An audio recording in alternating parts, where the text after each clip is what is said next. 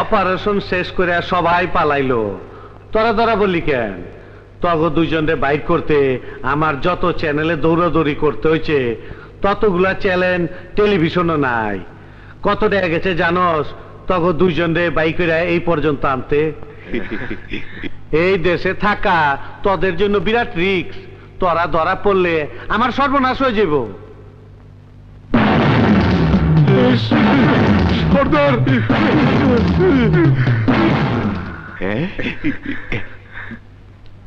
নে পুরা 50, এই নিয়ে তোরা দুইজন কলিকাতা চলে যাবি। যা। সেলাম সেলাম সর্দার। যা। এই শোন, এইখান থেকে যাওয়ার সময় যদি পুলিশের কাছে ধরা পড়স কি কবি? যতই টর্চার করুক মইরা যাবো, তবু আপনার নাম জবানে আনুম না। আর তুই?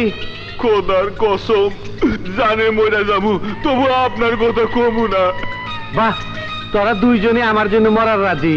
আজ হোক কাল হোক, কোথায় কখনো মরবি কে জানে। আমার জন্য মরবি আমি দেখুম না, তা কেমন করে দেখায়? তোরা আজই আমার সামনে মর।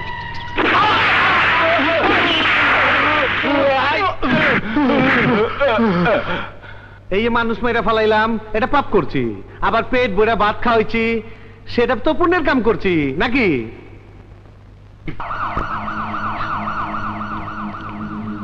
গতকাল থানা থেকে যে দুজন আসামি পালিয়েছিল, এখন আমরা ওদের লাশের পাশে দাঁড়িয়ে পুলিশ কর্মকর্তা কিভাবে পুলিশের হেফাজত থেকে দুজন আসামি পালালো এবং মন্ত্রী হত্যার কেস যাতে এগোতে না পারে সেজন্য কৌশলে দুজনকে হত্যা করা হলো। এখন মন্ত্রী হত্যাকারীকে আপনি কিভাবে খুঁজবেন? আর এদের হত্যাকারী বা কে? আছে কোনো জবাব আপনার কাছে? বলুন। আমি স্বীকার করছি, পুলিশ কাস্টডি থেকে এদের পালানোটা আমাদের সম্পূর্ণ ব্যর্থতা। তাহলে এটাও স্বীকার করুন, পালানোর সুযোগ দিয়ে এদেরকে হত্যা করে পুরো ঘটনা ধামাচাপা দেওয়ার চেষ্টা করছেন। মিথ্যা কথা। তাহলে সত্যটাই খুলে বলুন। প্রমাণ ছাড়া কোনো কথাই আমি বলতে চাই না, শুধু এইটুকুই শুনে রাখুন, হত্যাকারীকে আমি চিনি, আরো চিনি কারা তাকে মদত জোগাচ্ছে। প্রমাণ সহ একদিন আমি আপনার এই ক্যামেরার সামনে সব খুলে বলবো।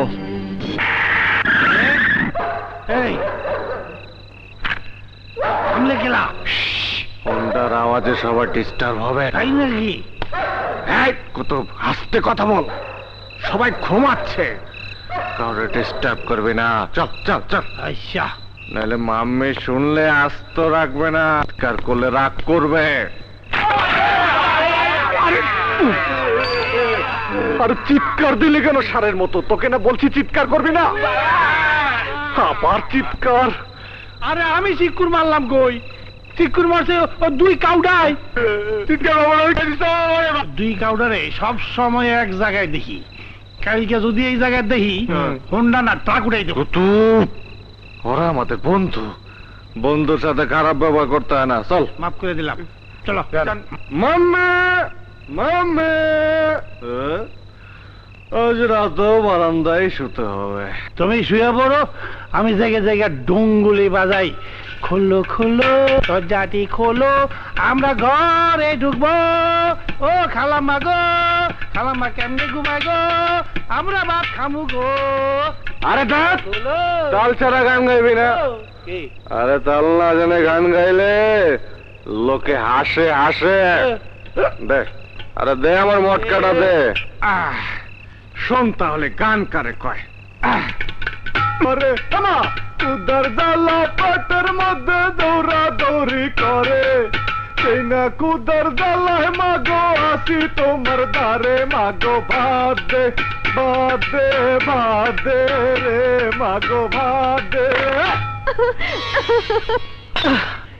ঘরে মা আছে সে কথাটা ভুলে গিয়ে মদ খেয়ে এত রাতে এসে গ্যাঞ্জাম করার সাহস তুই কোথায় পেলি?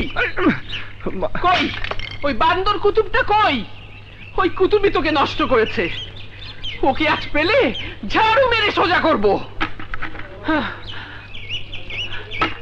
কি হলো?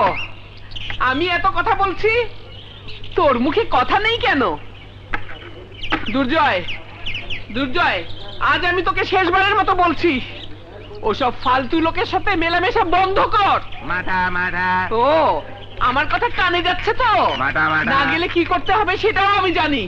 একটা বিয়ে করিয়ে ঘরে বউ এনে দুজনে মিলে তোকে সোজা করবো।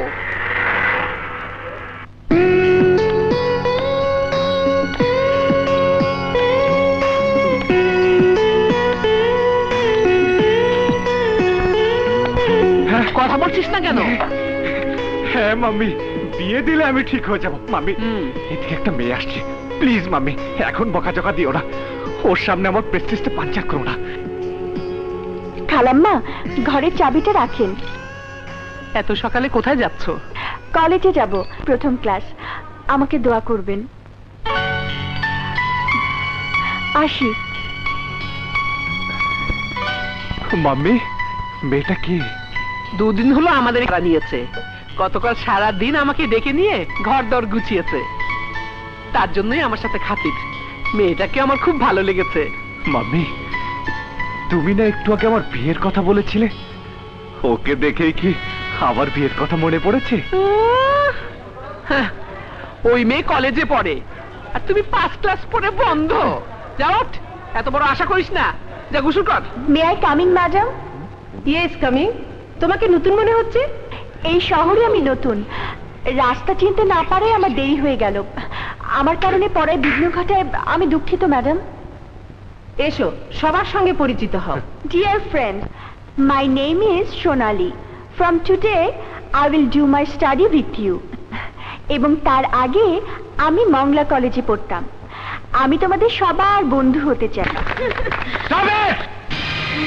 কিন্তু ম্যাডাম, আমি তোমার বন্ধু হতে চাই না, আমি তোমার স্বামী হতে চাই। সোনালি, টেক ইউর সিট। আমার এখানে বসো। স্যার আসসালামু আলাইকুম। স্যার কোথায় যাবেন স্যার? মন্ত্রী সাহেবের রুমে। স্যার আপনাকে একটু চেক করতে হবে। আরে তখন থাকবা, সিনসিয়ার ভাবে কাজ করবা। তোমার একটু ভুলের কারণে মন্ত্রীর জীবন যাইতে পারতো। না ধরো, আমার মতন জিনিসটা ধরতে তোমাকেই ব্রেনটা তুলাইব না। হ্যাঁ ধরো। ও মাই গড, যাও ডিউটি করো। বাপরে ডেঞ্জার ম্যান। কেমন আছেন মন্ত্রী সাহেব? আপনি রিং করলেন, সঙ্গে সঙ্গে চলে এলাম। আমাকে দেখতে এলে খালি হাতে এলে কেন? রোগী দেখতে হলে ফল টল নিয়ে আসতে হয়। আমি একজন মিনিস্টার, ফর্মালিটিজের জন্য তো কিছু নিয়ে আসতে পারতে।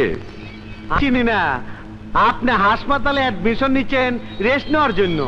সারা দেশের মানুষ পত্র পত্রিকায় জানে আপনার শরীর খারাপ। আমি যদি আনপাবলিক হইতাম, সত্যি আমি কিছু নিয়ে আইতাম। এন বলেন আমার ডাকছেন কেন? সামনে ইলেকশন, তোমার এলাকায় সবাই তোমাকে খুব মানে, সবাই তোমাকে ভক্তির শ্রদ্ধাও করে। ইলেকশনে দাঁড়ালে তুমি পাশ করবেই, আর পাশ হয়ে বেরোলে ভবিষ্যতে তোমাকে মন্ত্রী মিনিস্টার বানানো কোনো ব্যাপারই না। এখন বলো, রাজি আছো তো? এই সবের মধ্যে আমার টাইনেন না। এর মধ্যে যদি একবার মজা পায় তাইলে আপনার সর্বনাশ। হ্যাঁ, বুঝলেন না? মনে করেন ইলেকশনে জিতাই এমপি হইলাম, তারপরে মন্ত্রী। এই যে উপরে ওঠা শুরু হইব, দেখবেন একদিন আপনার চেয়ারে বর খায়েস হয়ে গেছে। আপনি কি সহজে চেয়ার ছাড়বেন? ছাড়বেন না। চেয়ারের জন্য একদিন আপনি খায় ফেলাইছি। আরে আমি এইরকমই।